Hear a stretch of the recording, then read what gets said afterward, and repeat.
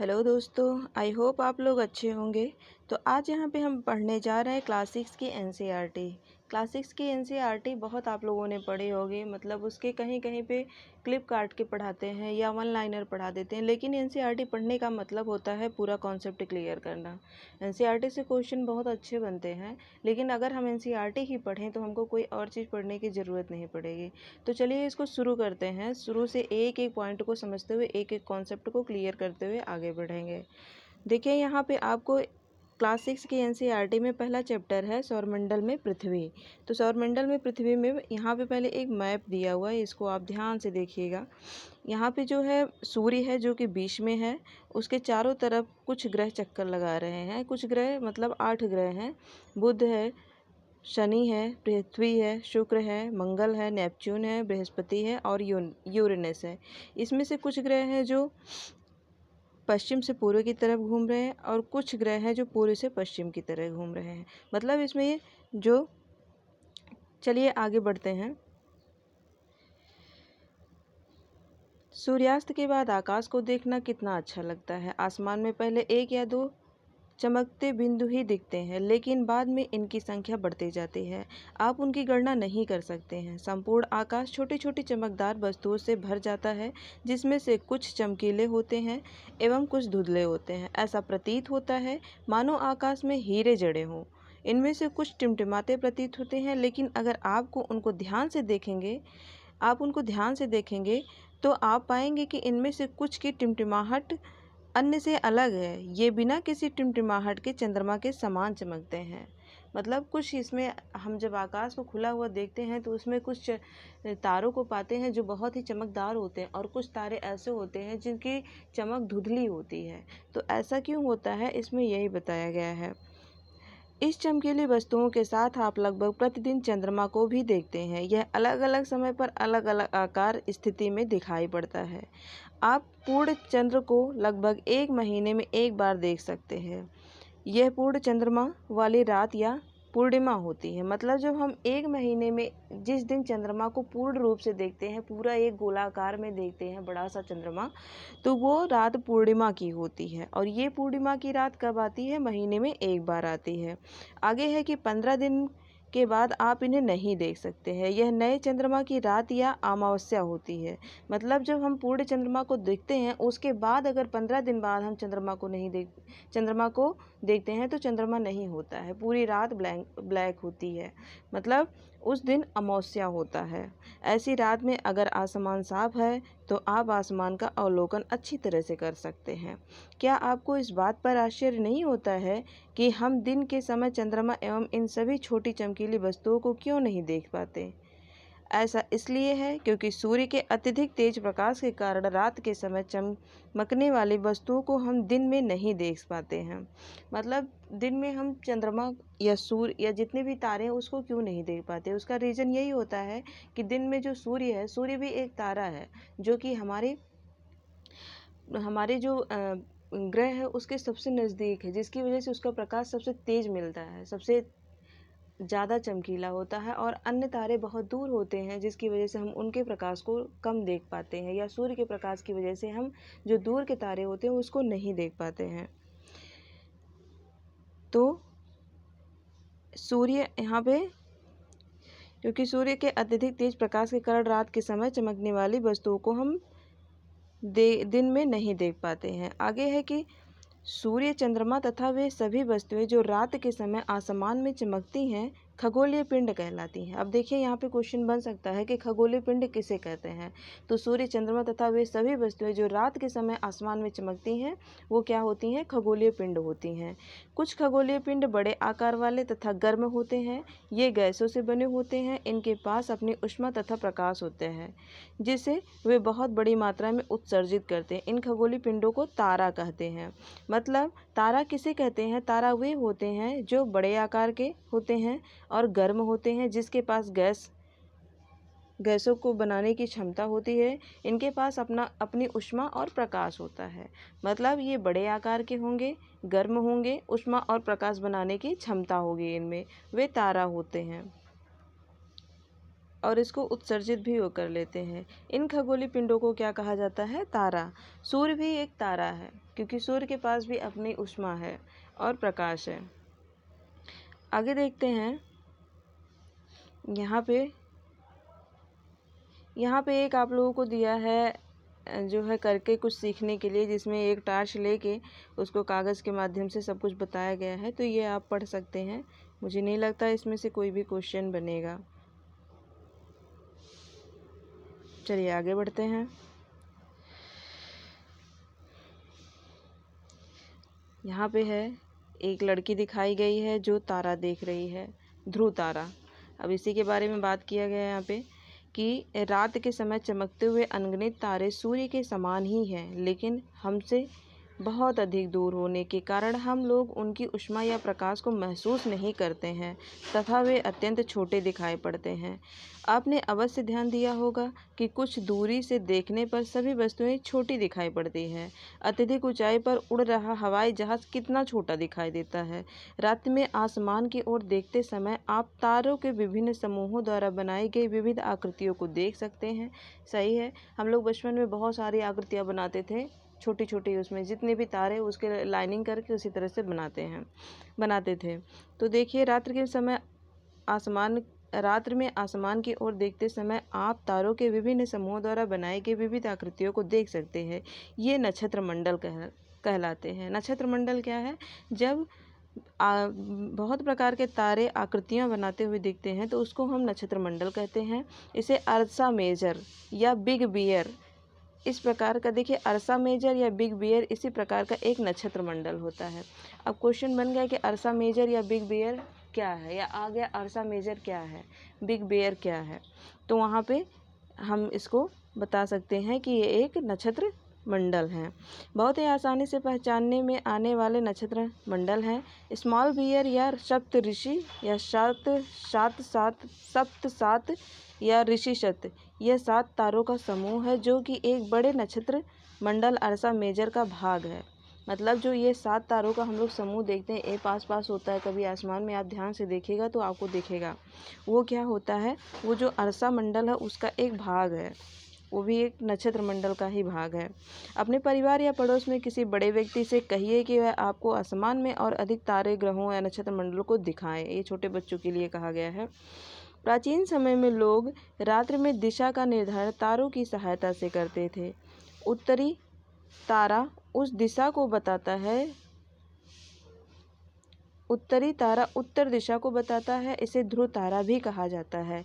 यह आसमान में हमेशा एक ही स्थान पर रहता है। हम सप्तऋषि की सहायता से ध्रुव तारे की स्थिति को जान सकते हैं। मतलब जो सप्तऋषि है उसके हिसाब से हम जो है ध्रुव तारे की स्थिति को जान सकते हैं। ध्रुव तारा हमेशा उत्तर की दिशा की तरफ निकलता है। अब यहाँ ये वाला चित्र दिखाया गया जो अभी हम लोगों ने देखा है। चित्र में देखेंगे कि यदि सप्तऋषि मंडल के संकेतक तारों को आपस में मिलाते हुए एक काल्पनिक रेखा खींची जाए एवं उसे आगे की ओर बढ़ाया जाए तो यह ध्रुव तारा की ओर इंगित करेगा। कुछ खगोलीय पिंडों में अपना प्रकाश एवं ऊष्मा नहीं होता है, वे तारों के प्रकाश से प्रकाशित होते हैं। ऐसे पिंड को ग्रह कहते हैं। अब ग्रह किसे कहते हैं, ये क्वेश्चन बन रहा है यहाँ पे कि ग्रह किसे कहा जाता है। तो ग्रह वह होता है जिसमें अपना खुद का प्रकाश और ऊष्मा नहीं होता है और वह तारों के ऊष्मा और प्रकाश से ही प्रकाशित होते हैं। जैसे कि हमारी पृथ्वी है और इसके और जितने भी यहाँ पे ग्रह हैं वो सब। ग्रह जिसे अंग्रेजी में प्लेनेट कहते हैं, ग्रीक भाषा के प्लेटनाइट शब्द से बना है। देखिए ग्रह किस शब्द से बना है, यह ग्रीक भाषा के प्लेनेटाइट से बना है। प्लेनेटाइट शब्द से बना जिसका अर्थ होता है परिभ्रमक, अर्थात चारों ओर घूमने वाला। यहाँ पे देखिए ध्यान से देखेंगे पहला क्वेश्चन, यहाँ पे क्वेश्चन क्या बनेगा कि जो ग्रह है या प्लेनेट है, प्लेनेट किस शब्द से बना है। तो प्लेनेट ग्रीक शब्द से बना हुआ, जिसका अर्थ क्या होता है, ग्रीक शब्द में इसको प्लेनेटाइट कहेंगे और जिसका अर्थ होता है परिभ्रमक, अर्थात चारों ओर घूमने वाला। पृथ्वी जिस पर हम रहते हैं एक ग्रह है। यह अपना संपूर्ण प्रकाश एवं ऊष्मा सूर्य से प्राप्त करती है जो पृथ्वी के सबसे नज़दीक का तारा है। पृथ्वी को बहुत अधिक दूरी से, जैसे चंद्रमा से देखने पर यह चंद्रमा की तरह चमकती हुई प्रतीत होती है। तो पृथ्वी का सबसे नज़दीक तारा सूर्य के सबसे नज़दीक तारा पृथ्वी है और पृथ्वी को बहुत अधिक दूरी से, जैसे चंद्रमा से देखने पर या चंद्रमा की तरह चमकती हुई प्रतीत होगी। मतलब जैसे हम चंद्रमा को देखते हैं उसी तरह से अगर चंद्रमा पे जाके हम देखें पृथ्वी को तो वो बिल्कुल चंद्रमा की तरह ही चमकती हुई दिखेगी। कुछ रोचक तथ्य में देखेंगे हम, कह रहा है कि बृहस्पति, शनि तथा यूरेनस के चारों ओर छल्ले हैं। ठीक, मतलब जो बृहस्पति है, शनि है और यूरेनस है, ये ऐसे ग्रह हैं जिसके चारों ओर छल्ले हैं। ये छल्ले विभिन्न पदार्थों के असंख्य छोटे छोटे टुकड़ों से बनी पट्टियां हैं। पृथ्वी से इन छल्लों को शक्तिशाली दूरबीन की सहायता से देखा जा सकता है। मतलब हम अपने इन आँखों से नहीं देख सकते हैं। जो छल्ले होते हैं शनि और बृहस्पति और यूरेनस के चारों तरफ, उसको हम दूरबीन से पृथ्वी से देख सकते हैं। तो यहाँ पे एक क्वेश्चन बनता है कि कौन कौन से निम्नलिखित में से कौन कौन से ग्रह हैं जिसमें छल्ले बनते हैं। तो ऑप्शन दे देगा पृथ्वी, शनि, यूरेनस या उपर्युक्त सभी। तो यहाँ पे उपर्युक्त सभी सही होगा। अगला देखते हैं आगे। ये देखिए ये मैप बहुत ही इम्पोर्टेंट है। यहाँ पे आप देख सकते हैं, यहाँ सूर्य है, सूर्य के सबसे नज़दीक बुध है, बुध के बाद क्या है, यहाँ पे आप देख सकते हैं सब कुछ। ये देखिए पूरा मैप, और इसको थोड़ा सा ध्यान से पढ़ना भी पड़ेगा। नीचे जो है आप पढ़ते हुए निकलेगा कि बुध जो है सूर्य के चारों ओर एक परिक्रमण 88 दिन में करता है, और शुक्र कितने दिन में करता है, अपने अक्ष पर घूर्णन 59 दिन में करता है। पृथ्वी अपने अक्ष पर घूर्णन 343 दिन करती है, सूर्य के चारों ओर ये कितना करती है, 365 दिन में।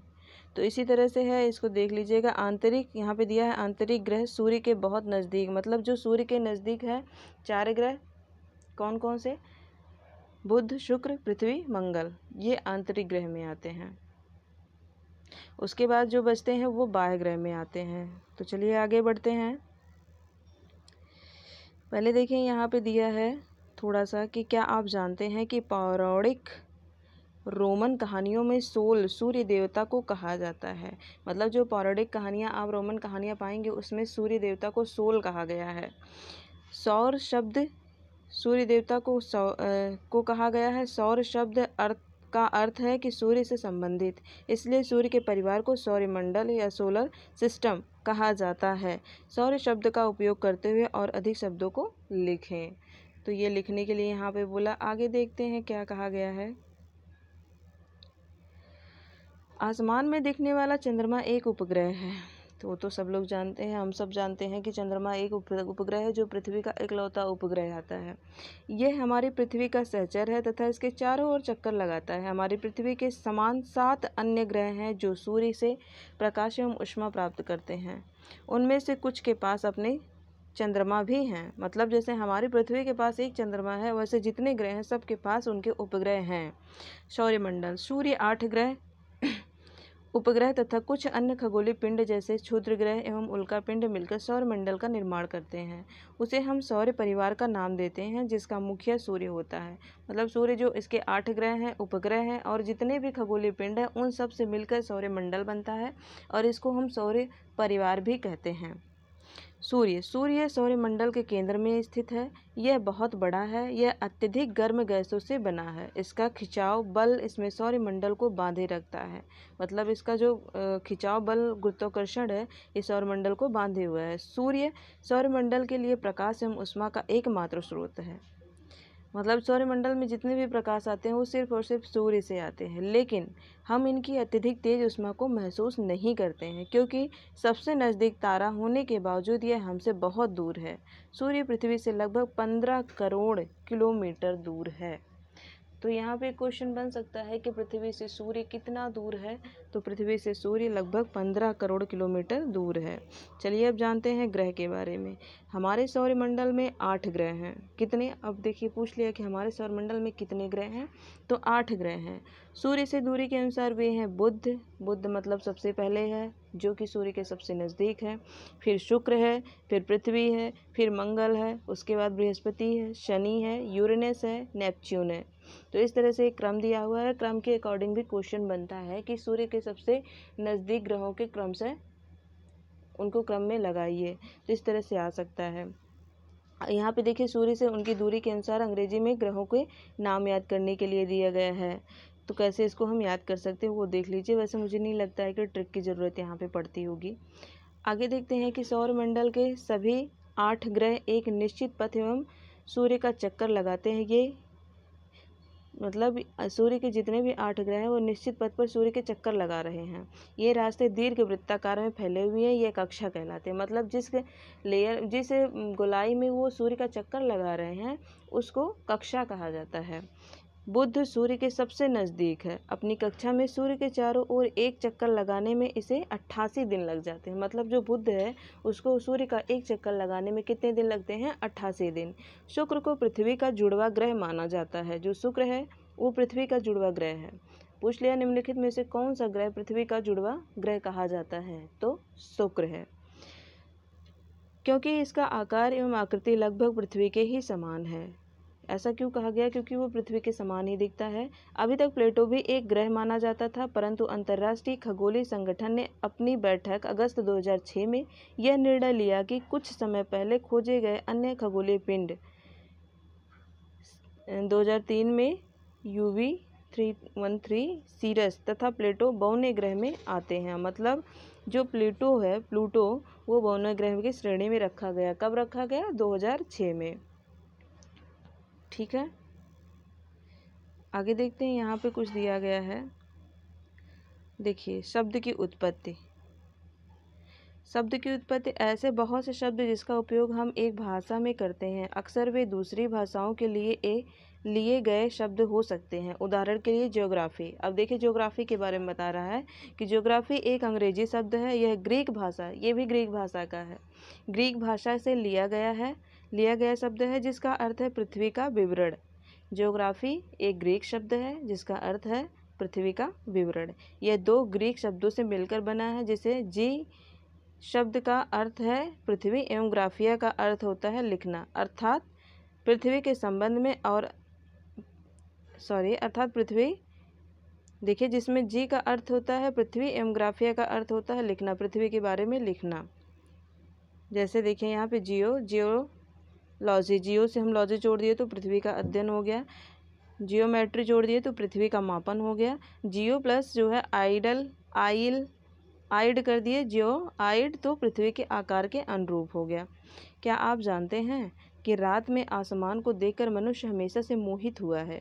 खगोलीय पिंड एवं उनकी गति के संबंध में अध्ययन करने वालों को खगोल शास्त्री कहते हैं। आर्यभट्ट प्राचीन भारत के प्रसिद्ध खगोलीय शास्त्री थे। आज विश्व के सभी भागों में खगोलविद ब्रह्मांड के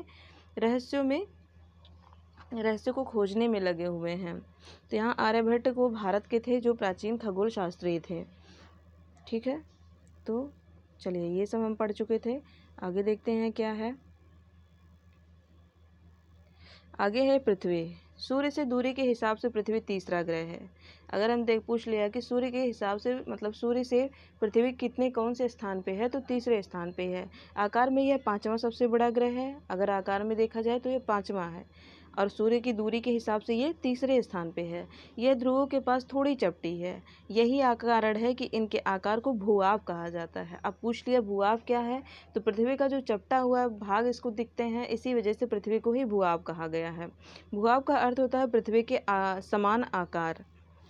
जीवन के लिए अनुकूलित परिस्थितियाँ संभवतः केवल पृथ्वी पर ही पाई जाती हैं। पृथ्वी ना तो अधिक गर्म है और ना ही अधिक ठंड है। यहाँ पानी एवं वायु की उपस्थिति है जो हमारे जीवन के लिए आवश्यक है। वायु में जीवन के लिए आवश्यक गैस जैसे ऑक्सीजन मौजूद है। इन्हीं कारणों से पृथ्वी सौरमंडल का सबसे अद्भुत ग्रह है। अंतरिक्ष से देखने पर पृथ्वी नीले रंग की दिखाई देती है। अब पूछ लिया पृथ्वी का रंग कैसा है, तो नीला है, क्योंकि इसकी 2/3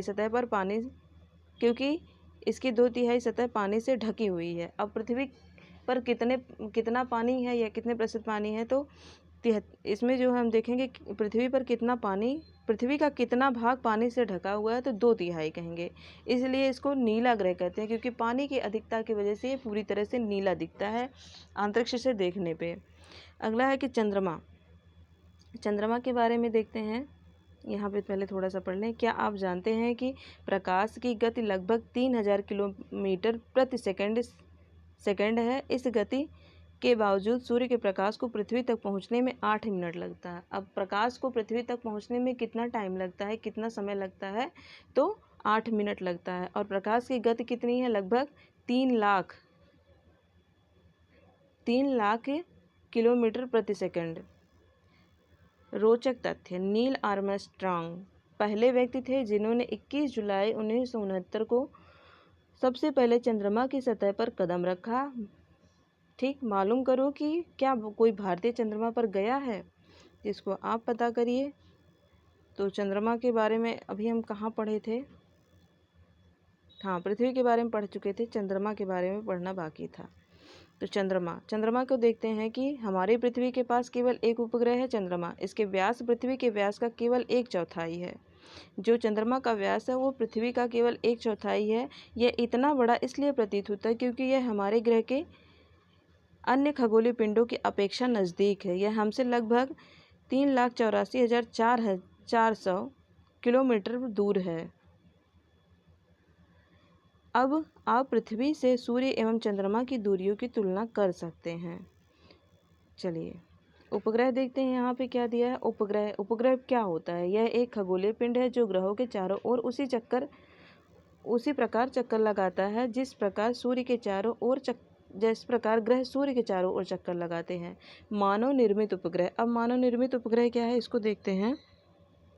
एक कृत्रिम पिंड है, यह वैज्ञानिकों के द्वारा बनाया गया है जिसका उपयोग ब्रह्मांड के बारे में जानकारी प्राप्त करने एवं पृथ्वी पर संचार माध्यम के लिए किया जाता है। इसे रॉकेट के द्वारा अंतरिक्ष में भेजा जाता है एवं पृथ्वी के कक्षा में स्थापित कर दिया जाता है। अंतरिक्ष में उपस्थित कुछ भारतीय उपग्रह इनसैट, IRS, एडुसैट इत्यादि हैं। ये भारतीय, अब पूछ ले भारतीय अंतरिक्ष में भारतीय उपग्रह का नाम, तो इनसैट है, IRS है, एडुसैट है।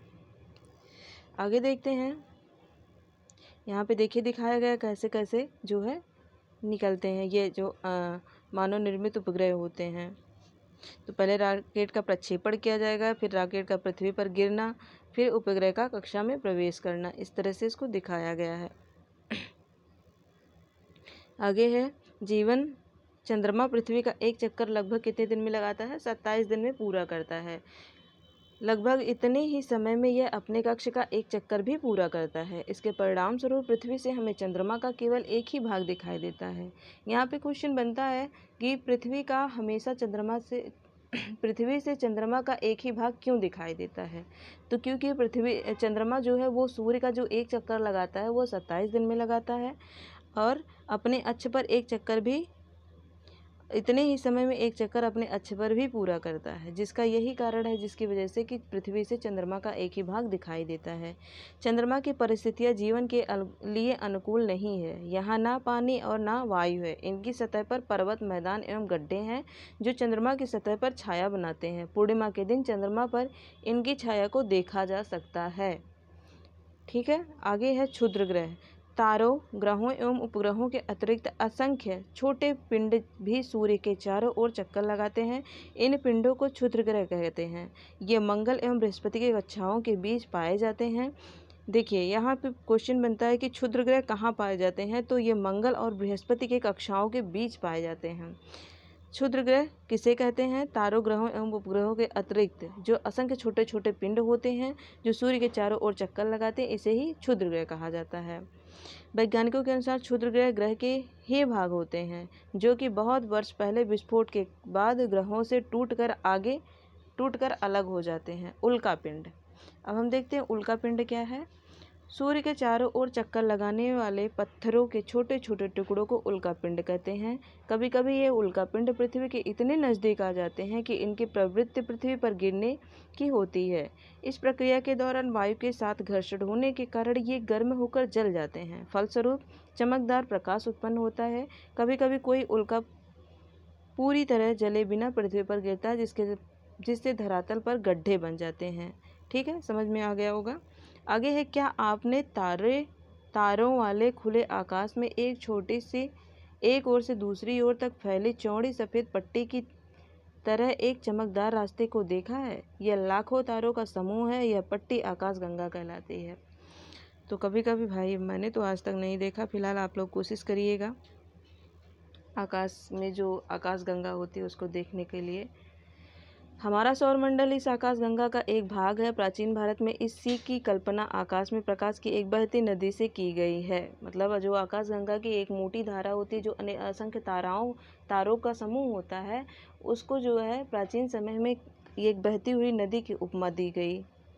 ठीक है, इस प्रकार इसका नाम आकाशगंगा पड़ गया। आकाशगंगा करोड़ों तारों, बादलों तथा गैसों की एक प्रणाली है। इस प्रकार के लाखों आकाशगंगाएं मिलकर ब्रह्मांड का निर्माण करती हैं। मतलब जो बहुत सारे लाखों जो आकाशगंगाएं होती है वो सब मिलकर एक ब्रह्मांड का निर्माण करती है। ब्रह्मांड की विशालता की कल्पना करना अत्यधिक कठिन है। वैज्ञानिक अभी भी इसके बारे में अधिक से अधिक जानकारी एकत्र करने में जुटे हुए हैं। इसके आकार के संबंध में हमें कोई जानकारी नहीं है, लेकिन फिर भी हम जानते हैं कि हम सभी इसी आकाश ब्रह्मांड का हिस्सा हैं। आगे है,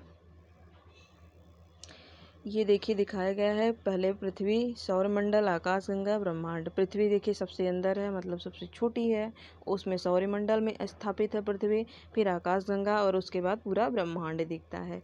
क्या आप ब्रह्मांड के साथ अपना संबंध बता सकते हैं? आप पृथ्वी पर हैं तथा पृथ्वी सौरमंडल का एक भाग है। हमारा सौरमंडल आकाशगंगा मतलब मिल्की वे का एक भाग है। आकाशगंगा को मिल्की वे भी कहा जाता है, मिल्की वे, जो ब्रह्मांड का हिस्सा है। ब्रह्मांड से जुड़े इस तथ्य पर विचार कीजिए कि इसमें लाखों आकाशगंगाएं मौजूद हैं। इन चित्र से आपका स्थान कहाँ है? ठीक है, बस पहला चैप्टर यहाँ पे ख़त्म होता है। आज हम अपनी वीडियो को यहीं पे ख़त्म करेंगे। अभ्यास प्रश्न अगर चाहेंगे तो हम करवा देंगे। ठीक है, चलिए देख ही लेते हैं, लेकिन वीडियो बहुत लंबी हो जाएगी, तो वीडियो को यहीं पे समाप्त करते हैं। अगर वीडियो अच्छी लगे तो लाइक और सब्सक्राइब करिएगा। Okay, bye bye.